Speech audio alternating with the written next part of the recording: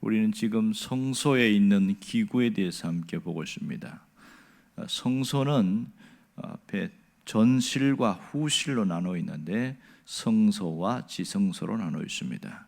성소 안에는 들어가면 오른쪽에는 떡상이 있고 왼쪽에는 금 등대가 있고 가운데에 분향단이 있습니다.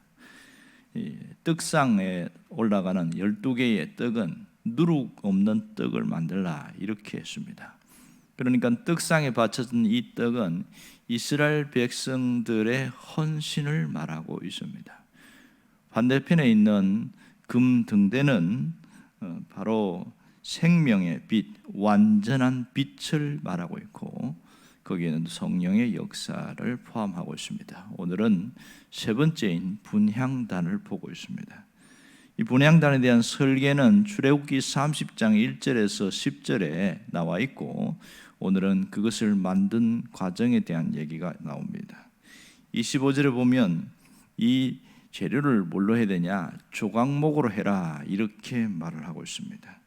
하나님의 지시대로 만드는데 크기가 얼마나 되냐면 가로 세로 45cm 1규빗이니까 높이는 2배 90cm 2규빗이니까 이렇게 나와 있습니다.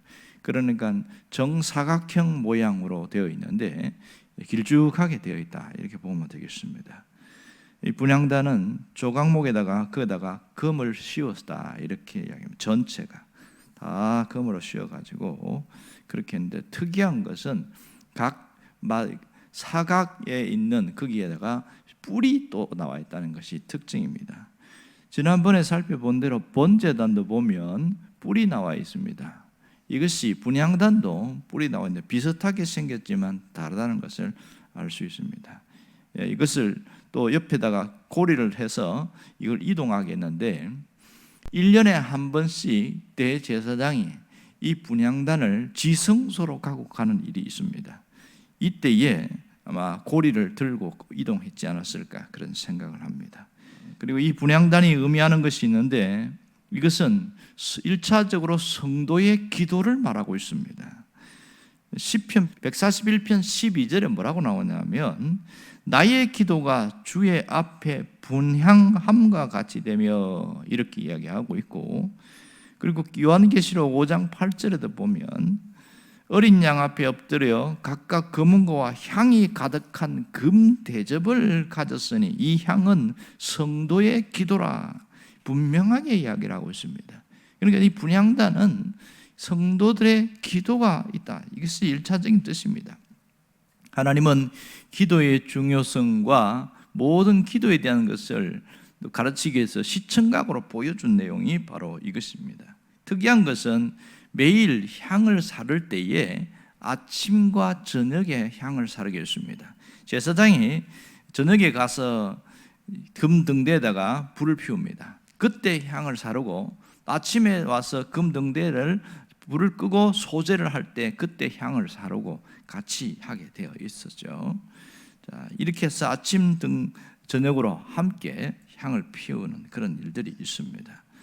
자, 여기에서 특이한 것은 제단에 불을 사용할 때에 제단에 쓰는 불만 사용하지 다른 불을 사용하면 큰일 납니다. 우리가 알듯이 민수기에 나오는 것처럼 나답과 아비후가 다른 불을 가지고 이 분향단에 가지고 썼다가 둘 다 죽어버렸어요. 이런 엄청난 일들이 일어났습니다.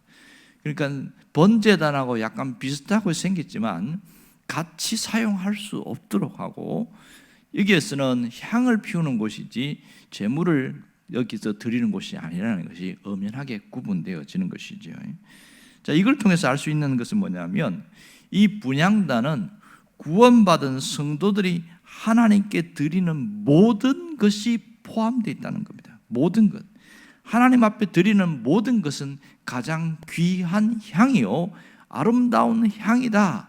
이것을 여기서 이야기합니다. 그러니까 처음 1차적으로는 성도들의 기도가 향이다 이렇게 이야기했는데 더 나아가서 확장적으로 우리가 드리는 기도나 그 속에서 그다음 우리가 드리는 찬양이나 헌신의 헌물 이 모든 것이 다 분향돼서 아름다운 향기가 된다 그 얘기를 하고 있습니다.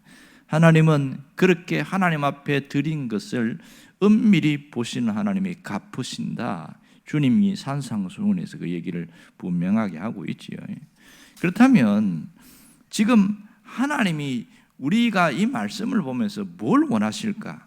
내가 하나님 앞에 수고하는 모든 것이 아름다운 향이 되게 하라는 것이지요. 우리가 하는 그 수고와 봉사, 그것이 그냥 인위적이지 않고 하나님 앞에 드려지는 아름다운 향기가 되도록 해라. 이것이 하나님이 강조하고 있는 것이죠. 자, 모든 것이 중심에서부터 출발되어집니다. 내가 뭔가를 하려고 할 때 어떤 사람은 자기를 드러내기 위해서 봉사하고 헌신하는 사람이 있어요. 이것은 향기가 아니다, 이렇게 이야기합니다. 어떤 분은 마치 불교식으로 그렇게 헌신하는 사람이 있어요. 이렇게 안 하면 내 죄를 씻을 수 없기 때문에 그렇게 해서 내가 이것을 해서 불교식으로 표현하면 업보를 좀 갚기 위해서 하는, 그렇게 하는 분이 있어요. 어떤 교회에서 열심히 하는 성도가 있었는데, 그래서 아니 왜 이렇게 열심히 하냐고, 참 보기는 참 좋은데 그래서 무슨 마음으로 그렇게 하세요 했더니, 이렇게 하면 하나님이 내가 지은 죄를 좀 더 씻어줄 거 아니냐, 이래서 깜짝 놀랐다는 거예요. 그동안 배운 게 어디로 갔는지 아직도 그런 생각에 사로잡힌 사람이 있나 봐요. 이것은 하나님께 드리는 향기가 아니지요. 그런 차이가 있습니다. 그러면 신앙인들은 모든 하나님께 하는 모든 것을 어떻게 해야 되냐? 그 중심에 감사하는 마음으로 할 때에 진정한 향기가 됩니다. 하나님이 주신 은혜에 감사하고 할 수 있음에 감사하고 그 중심에 감사함이 있어야 됩니다. 봉사나 헌금이나 내가 하나님 앞에 드리는 시간이나 모든 것이 그 중심에 감사가 있어야 됩니다. 그러나 억지로나 인색함으로 하는 봉사, 헌신, 헌물, 그것은 하나님 앞에 드려지는 향기가 안 된다. 그걸 알아야 됩니다. 이렇게 하나님 앞에 분향했을 때 무슨 차이가 있냐면 우리 안에서 거룩한 향기가 나온다는 거예요. 향기가 배어나와요. 어제는 이 거룩한 빛에 대한 이야기를 했는데, 우리를 세상의 빛이라고 해서 그냥 빛은 안 돼. 빛과 함께 오늘은 향기가 나는데 그게 흘러가게 있다는 거예요. 이것이 올바른 신앙생활에서 나타납니다. 그런데 이렇게 되지 않고 정반대의 모습으로 살아가는 사람은 악취가 난다, 그렇게 얘기를 합니다. 세상의 냄새, 성도가 세상의 냄새를 풍기기 시작하면 그거는 아름다운 향기라고 할 수 없거든요. 그런 일들이 있는데, 그래서 매일매일 하나님 앞에 분향하는 모습으로 매일매일 하나님 앞에 서 있는 것이 대단히 중요하다, 그걸 얘기합니다.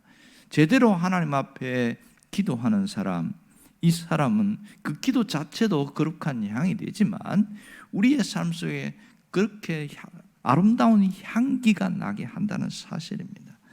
여러분, 정말로 우리의 기도가 귀한 것이라는 것을 생각해야 됩니다. 그렇다면 이것을 안다면 은밀히 보시는 하나님 앞에 바로 서려는 그 기도가 있어야 되고, 그 기도 속에 내 마음을 실어서 정적으로 하는 그 순수한 마음의 기도, 이것이 대단히 중요하죠. 여기서 우리가 잊지 말아야 될 것은, 기도는 그 능력이 하나님께서 흘러나온다는 사실입니다. 내가 하는 기도 자체의 능력이 있는 것이 아니라 내가 이런 마음으로 기도할 때에 하나님으로부터 능력이 나에게 흘러 들어오게 되어줍니다. 우리의 기도가 능력이 있는 이유는 바로 그 기도를 들어주시겠다고 하는 하나님의 약속 때문입니다. 하나님의 약속이 있기에 그 기도가 강력해질 수 있는 것이고요. 또 하나는 내 이름으로 구하는 자에게 모든 것을 주시라고 하는 예수 그리스도의 이름으로 기도하기 때문에 능력이 나타날 수 있습니다. 세상에 많은 사람들이 기도가 있지만 그들의 기도와 우리가 다른 이유는 뭐냐면, 그들에게는 정성이 더 많을 수 있어요. 그러나 그 속에는 예수 그리스도가 없습니다. 그러므로 능력 있는 기도로 갈 수 없는 것이지요. 또 하나는 우리의 기도에는 권세가 있다는 것을 잊지 않아야 합니다. 좀 전에 말씀드린 것처럼 그 분향단에 이게 뿔이 있다고 이야기했잖아요. 그 뿔은 권세를 이야기한다 얘기를 한 적이 있어요. 그러므로 이것이 기도라고 한다면 기도에도 권세가 있다, 이것을 알아내는 겁니다. 내가 하는 그 기도에 권세가 있다는 것은 내가 다른 사람을 위하여 기도할 때에 그곳에 하나님의 능력이 있다는 걸 알아야 됩니다. 어떤 간구하는 내용들이 있을 때 당장 응답이 되지 않지만 하나님은 반드시 기억하신다, 그걸 잊지 않아야 되고요. 두 번째는 기도는 없어지지 않고 쌓인다, 그것을 생각해야 됩니다. 그렇지 않으면 마치 밑 빠진 독에 물 붓기식으로 아무리 기도해도 소용이 없네, 그런 의심이 확 들어옵니다. 그때부터 기도는 멈추게 되시죠. 그러면 우리가 이것을 안다면 어떻게 살아야 할까? 기도하면서 사는 것을 즐거워해야 됩니다. 기도하면서 사는 것을 즐거워해야 됩니다. 왜요? 기도는 이 세상에 향기를 피우는 도구이기 때문에 그렇습니다. 또 하나는 기도는 마귀의 공격을 이겨내는 강력한 무기이기 때문에 그렇습니다. 눈에 보이지 않지만 마귀의 공격이 있어요. 이것을 무엇으로 이겨냅니까? 기도로 이겨냅니다. 여러분, 우리가 기도할 때 말씀을 붙잡고 기도할 때 그 기도의 능력이 있습니다. 그래서 조지 뮬러처럼 우리가 함께 기도하면 좋겠어요. 그분은 어떤 간구할 제목이 있으면 기도부터 하지 않고 성경부터 펼치기 시작했어요. 지금 이 기도 제목에 성경에 어디가 근거가 있는가? 그래서 성경을 많이 펼쳤다는 얘기가 나오고 있어요.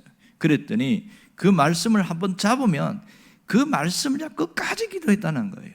응답이 많은 이유는 바로 그것 때문입니다. 우리가 그런 근거가 없을 때는 기도하다가도 흔들려요. 왜? 응답이 더딜 때가 있거든요. 그러면 이게 내가 잘못 기도하는가? 그런 생각 듭니다. 오늘 말씀을 붙잡고 기도하는 것이 대단히 중요합니다. 프랭크 로바크라는 사람이 있는데 이 사람은 기도에 굉장히 많이 한 사람 중에 하나입니다. 이분이 하나님 앞에 이렇게 기도했어요. 하나님, 좀 더 기도를 잘할 수 있게 해주세요. 이렇게 기도했어요. 하나님, 좀 더 기도를 잘하고 싶어요. 아주 단순하지요.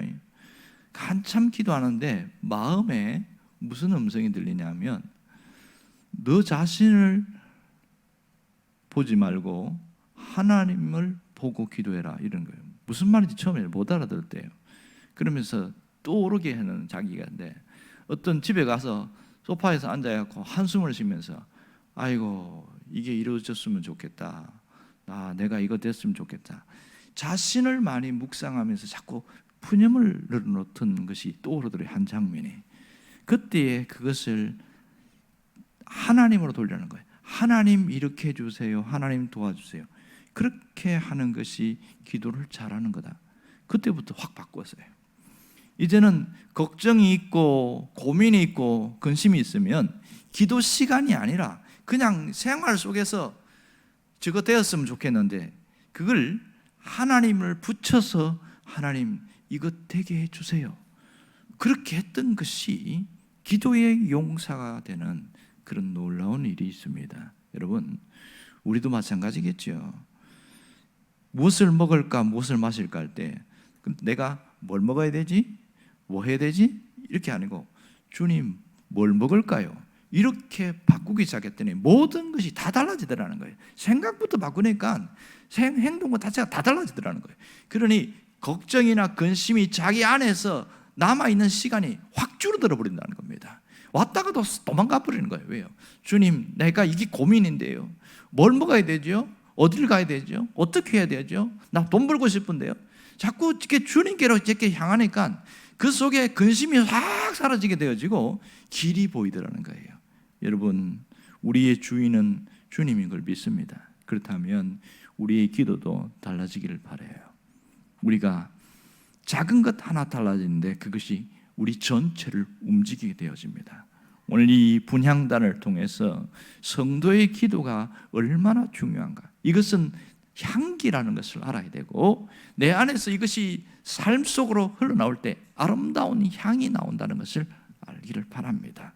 여러분이 아침 저녁으로 하나님 앞에 향을 사르듯이 기도하면서 그 은혜 가운데 젖어 있기를 주의 이름으로 축원합니다. 기도하겠습니다.